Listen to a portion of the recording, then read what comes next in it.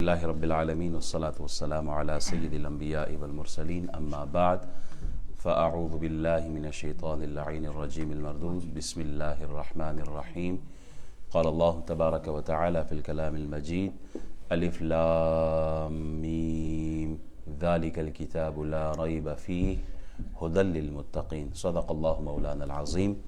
اللہ کا لاکھ لاکھ شکر ادا کرتے ہیں کہ عبادت کی توفیق دی ہے، نماز با جماعت پڑھی اور تفسیر قرآن سننے کے لیے بیٹھنے کی توفیق ملی ہے۔ اللہ ہمیں اس اچھے عمل پر استقامت عطا فرمائے۔ یہ قرآن اللہ کا کلام ہے اور یہ من جانب اللہ ہے، اس میں شک نہیں، لا ریب فیہ۔ لا یہاں لا نفی جنس ہے، کیونکہ ریبہ یہ منصوب بھی ہے، نکرہ بھی ہے اور اس پہ تنوین بھی نہیں ہے، یعنی ہر طرح کے شک شبے سے یہ کلام پاک ہے۔ یہ کلام اللہ کا کلام ہے، یہ کسی انسان کا بنایا ہوا کلام نہیں ہے۔ اعتراض ہوتا ہے کہ جی اگر اس میں شک نہیں ہے تو لوگ اس کو مانتے کیوں نہیں ہیں؟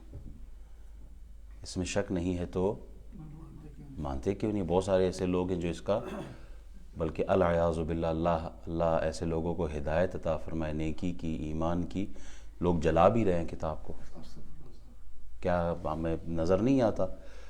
تو پھر اس کتاب سے اتنا بغض ہے، اس کو مانتے کیوں نہیں ہے؟ اس میں شک نہیں ہے تو پھر اس پر یقین کیوں نہیں؟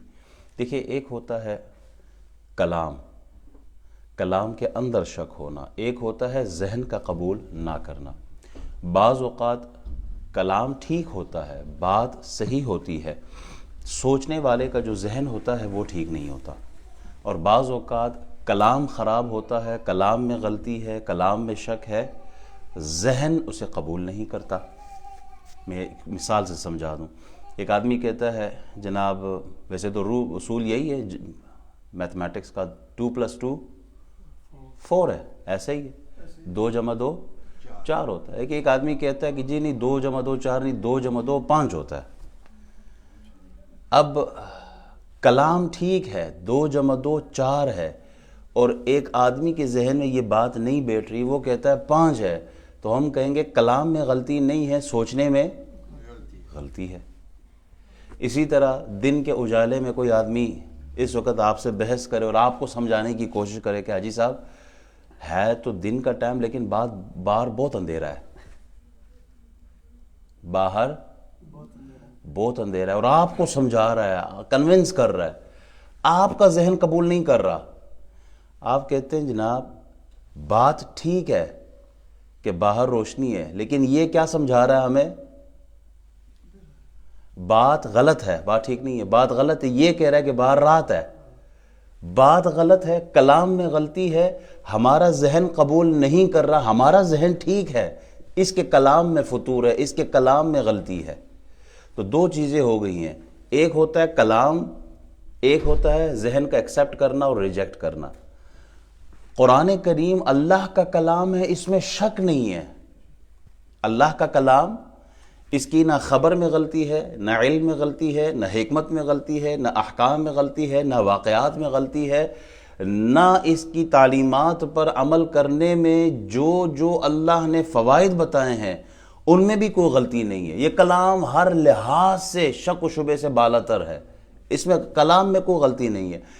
جو ظالم، کافر، فاسق، فاجر اس کو ایکسیپٹ نہیں کر رہا، اصل میں اس کے دماغ کا فطور ہے، اور اس فطور کو بھی اور اس شک کو بھی دور کرنے کے لیے اللہ نے قرآن میں چیلنج کر دیا ہے، ان کنتم فی ریب مما نزلنا علی عبدنا فأتوا بسورۃ من مثلہ وادعوا شہداءکم من دون اللہ ان کنتم صادقین۔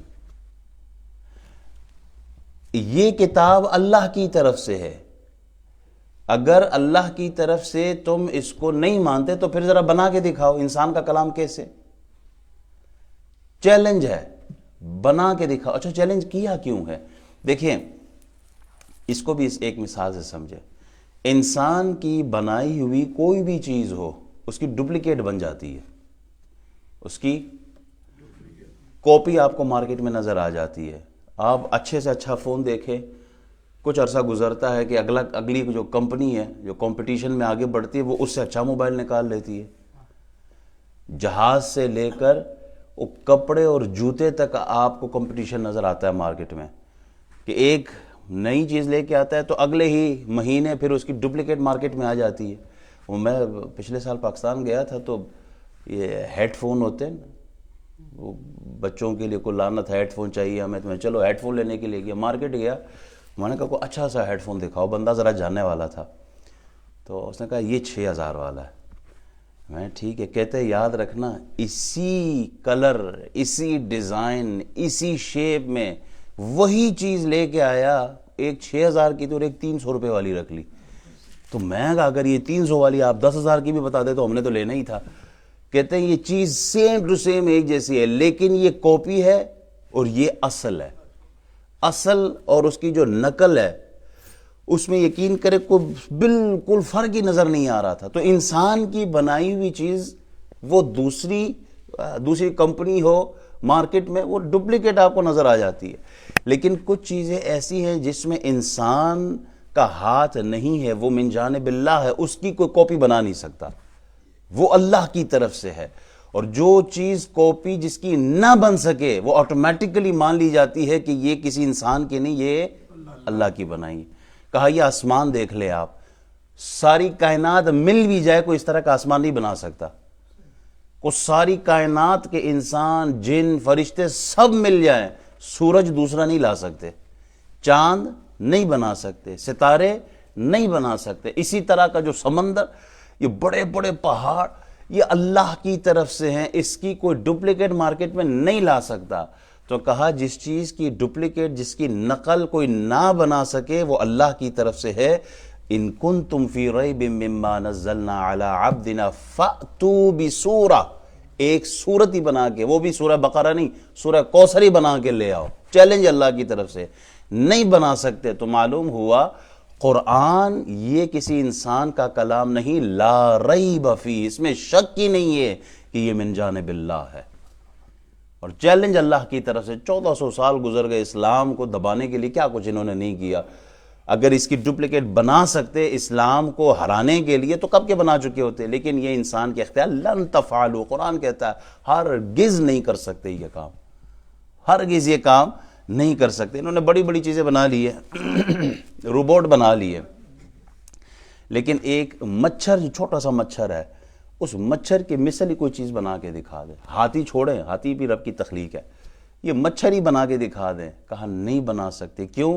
اس لیے کہ تخلیق اللہ کی طرف سے ہے، لا ریب فیہ، اس کتاب کے اندر کوئی شک نہیں، نہ بات میں، نہ خبر میں، نہ حکم میں، نہ احکام میں، نہ صداقت میں، اور جو احکام اور مسائل بیان کیے گئے اس پر جو اجر ملنا ہے، اس میں کسی بھی حوالے سے شک و شبے سے یہ کتاب محفوظ ہے۔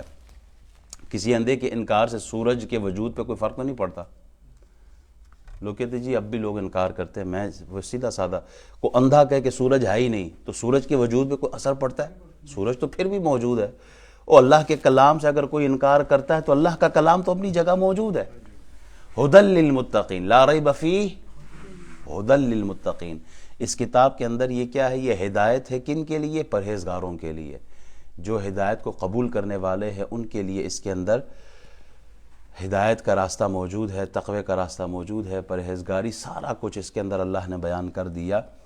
تقوی کے معنی کیا ہے؟ کسی بھی خوفناک چیز سے اپنے آپ کو حفاظت میں رکھنا، یہ تقوی کہلاتا ہے۔ اور شرعی ٹرمینالوجی میں تقوی سے مراد یہ ہے کہ نفس کو ہر اس چیز سے محفوظ رکھنا جو گناہ کا سبب ہو، اپنے نفس کو بچا کے رکھنا ہر اس چیز سے جو گناہ کا سبب ہو۔ تقوی کے کئی درجات بیان کیے ہیں اعلیٰ حضرت رحمۃ اللہ علیہ نے بھی۔ یہاں تقوی کی 7 قسمیں میرے سامنے تفسیر میں موجود ہے۔ فرماتے ہیں علماء نے تقوی کے مختلف مراتب بیان فرمائی۔ یہ تفسیر صراط الجنان ہے، اس کا پیج نمبر 63 پر یہ لکھا ہے۔ علماء نے تقوی کے مختلف مراتب بیان فرمائے، جیسے عام لوگوں کا تقوی ایمان لا کر کفر سے بچنا ہے۔ تقوی کا جو پہلا سٹیج ہے نا وہ یہ ہے، ہر مسلمان جس نے کلمہ پڑھ لیا نا، لا الہ الا اللہ محمد الرسول اللہ، اس کا پرماننٹلی عذاب جہنم سے خود کو بچانا، یہ تقوی ہے۔ اور اس تقوی میں سب مسلمان جس نے کلمہ پڑھا وہ شامل ہے، کیونکہ جو کلمہ نہیں پڑھتا، مسلمان نہیں ہوتا، وہ ہمیشہ ہمیشہ کے لیے جہنم جاتا ہے۔ اور جو اپنے آپ کو جہنم کی آگ سے بچاتا ہے، جو کلمہ پڑھ لیتا ہے، وہ اس تقوی کی کیٹیگری میں شامل ہو جاتا ہے۔ متوسط لوگوں کا تقوی احکامات کی پیروی کرنا اور ممنوعات سے رکنا ہے، اور یہ ہمارا آج کل کا جو تقوی ہم کہتے ہیں یہ بڑا متقی آدمی ہے، اس کی وجہ یہ کلمہ تو پڑھ لیا، اس کے ساتھ وہ کوشش کرتا ہے کہ گناہ سے بچے، اور جو اعمال نمازیں ہو گئی، روزے ہو گئے، حج زکوٰۃ ہو گئے، وہ ادا کرتا رہے، وہ متقی کہلاتا ہے۔ اور خاص لوگوں کا تقوی ہر ایسی چیز کو چھوڑ دینا جو اللہ سے غافل کر دے۔ اب اللہ کے جو نیک بندے ہیں، اولیاء کاملین ہوتے ہیں، وہ مباح چیزوں کو بھی چھوڑ دیتے ہیں، وہ فضول کلام بھی نہیں کرتے، وہ ڈرتے ہیں کہ کہیں ہماری پکڑ نہ ہو جائے، حرام تو بہت دور کی بات ہے، وہ چھوٹی چھوٹی باتوں سے احتیاط کرتے ہیں۔ وہ میری مسواک تو نہیں رہ گئی، آج میں نے نماز پڑھنی تھی، مسواک تو نہیں بھول گیا، حالانکہ کوئی گناہ کا کام تو نہیں ہے نا، مسواک اگر کوئی نہ کرے کوئی گناہ کا کام تو نہیں، لیکن جو اللہ والے ہوتے ہیں یہ ان کے تقوی کا حال ہوتا ہے کہ وہ اس میں بھی ڈرتے ہیں کہ مجھ سے مسواک نہ رہ جائے۔ اعلیٰ حضرت رحمۃ اللہ علیہ کے فرمان کے مطابق تقوی 7 قسموں پر ہے۔ نمبر 1 کفر سے بچنا، نمبر 2 بد مذہبی سے بچنا، نمبر 3 کبیرہ گناہ سے بچنا، نمبر 4 صغیرہ گناہ سے بچنا، نمبر 5 شبہات سے پرہیز، نمبر 6 نفسانی خواہشات سے بچنا، نمبر 7 اللہ تعالیٰ سے دور لے جانے والی ہر چیز کی طرف توجہ کرنے سے بچنا، اور قرآن عظیم ان 7 مرتبوں کی طرف ہدایت دینے والا ہے۔ قرآن 7 قسم کے تقوی کی طرف لے جاتا ہے۔ ہدی للمتقین، یہاں آپ غور کریں تو یہاں اس میں صرف تقوی کا اظہار متقین کے لیے، ہدایت کا اظہار متقین کے لیے۔ سورہ بقرہ آیت نمبر 185 میں شہر رمضان الذی انزل فیہ القرآن ہدی للناس، وہاں کیا کہا؟ وہاں فرمایا کہ ماہ رمضان وہ ہے جس میں قرآن اتارا گیا جو سب لوگوں کے لیے ہدایت ہے۔ شروع میں کیا ہے؟ الف لام میم ذالک الکتاب لا ریب فیہ ہدی للمتقین، یہ ہدایت ہے تقوی والوں کے لیے۔ پھر 185 میں فرمایا یہ ہدایت ہے سب کے لیے، بلکہ سورہ فرقان کی پہلی آیت پہ اگر آپ غور کریں نا کہ تبارک الذی نزل الفرقان علی عبدہ لیکون للعالمین نذیرا، لیکون للعالمین نذیرا، سارے عالم کے لیے، سارے جہانوں کے لیے یہ قرآن کیا ہے؟ ڈرانے والا ہے، جس نے اپنے بندے خاص پر فرقان اتارا تاکہ وہ تمام جہانوں کے لیے ڈرانے والا ہو۔ سوال یہ ہے کہ اگر قرآن تمام لوگوں کے لیے بلکہ تمام جہانوں کے لیے ہدایت ہے تو پھر یہاں صرف متقین کا اظہار کیوں کیا؟ ہدی للمتقین۔ اور دوسری بات یہ کہ متقین تو پہلے ہی ہدایت پر ہوتے ہیں، تو پھر انہی کی ہدایت کے لیے جو متقی ہوگا وہ ہدایت پہ ہی ہوگا، تو پھر یہ ہدی للمتقین، ہدایت ہے متقی کے لیے، متقی تو پہلے ہی تقوی پر ہے، اس کے لیے ہدایت کا کیا مطلب ہے؟ اس کا جواب علماء فرماتے ہیں کہ اس کتاب کے پڑھنے اور اس پر عمل کرنے والے متقین بن جاتے ہیں۔ جو بھی پہلے متقی بنا ہوگا نا اس نے قرآن پڑھا ہوگا۔ یہ بات سمجھ آ رہی؟ ہم کہتے ہیں نا یہ کتاب ڈاکٹر ڈگری جو لیتے ہیں ان کی کتاب ہے، اس کا مطلب کیا ہوتا ہے؟ جو ڈاکٹر بننا چاہتا ہے وہ اس کتاب کو پڑھے گا نا۔ جو انجینئرنگ کی کتابیں ہیں اس کا مطلب کیا ہوتا ہے کہ ان کتابوں کو پڑھ کے کوئی انجینئر بنے گا، تو یہ اس ڈگری لینی ہے اس کو پڑھنا ہوگا۔ تقوی کی ڈگری لینی ہے تو قرآن کو پڑھنا ہوگا۔ تو جو پیچھے ذکر ہو چکا کہ یہ ہدی للمتقین، یہ کتاب ہدایت ہے متقیوں کے لیے، اس کا معنی یہ ہے کہ پاسٹ میں یہ کتاب جس نے جو ابو بکر صدیق بنے ہیں، ابو بکر تھے صدیق اکبر بنے قرآن پڑھنے کے بعد بنے ہیں، عمر بن خطاب فاروق اعظم بنے تو قرآن پڑھنے کے بعد بنے، عثمان بن عفان اگر ذو النورین بنے تو قرآن کی جو تعلیمات اس کو اپنا کر، علی بن ابی طالب اگر حیدر کرار بنے ہیں تو وہ انہی کتابوں کو پڑھتے ہوئے بنے، امام اعظم ہو، غوث اعظم ہو، مجدد پاک ہو، داتا علی حجویری ہو، جتنے بڑے بڑے اولیاء کاملین، محدثین، مفسرین، جتنے بڑے بڑے فقہا، اعلیٰ درجے پر فائز لوگ، وہ سب کے سب قرآن پڑھتے ہوئے گئے اور یہ درجے پاتے گئے ہیں۔ تو قرآن کا اظہار کہ متقیوں کے لیے ہے، معنی یہ ہے کہ یہ ان کا اظہار ہے کہ جو متقی آپ کو نظر آتے ہیں پاسٹ میں، وہ اس کتاب کو پڑھ کر آگے کی طرف بڑھے، اور دنیا میں کوئی ایسی کتاب نہیں ہے جس کے پڑھنے والے اتنے بڑے بڑے درجوں پہ پہنچے ہو۔ یہ واحد اللہ کا کلام ہے جسے پڑھ کے لاکھوں نہیں کروڑوں لوگ جو ہیں وہ اللہ کا قرب پاتے ہیں، اللہ کے قریب گئے ہیں۔ دوسرے معنی یہ ہے کہ قرآن مجید اگرچہ تمام جہانوں کے لیے ہدایت ہے، مگر اسے وہی ہدایت پاتے ہیں جن کے دلوں میں تقوی ہو، یعنی خوف خدا ہو۔ سورج سورج ہی ہے، اگرچہ نابینا اس کی روشنی سے وہ اس کو نظر تو کچھ نہیں آتا نا، وہ بے بہرا ہے. سورج سورج ہی ہے، نابینا نہیں دیکھ پا رہا اس کو. شہد شہد ہی ہے، لیکن جو بیمار ہے، جس کو طرح طرح کے امراض ہے، اس کی زبان پہ وہ شہد وہ ذائقہ نہیں دیتا ہے، مشک مشک ہی رہتا ہے، عطر عطر ہی ہے. لیکن جس کے زکام ہو، جس کو سونگنے کی صلاحیت ہی نہ ہو، یہ اس کی بد نصیبی ہے.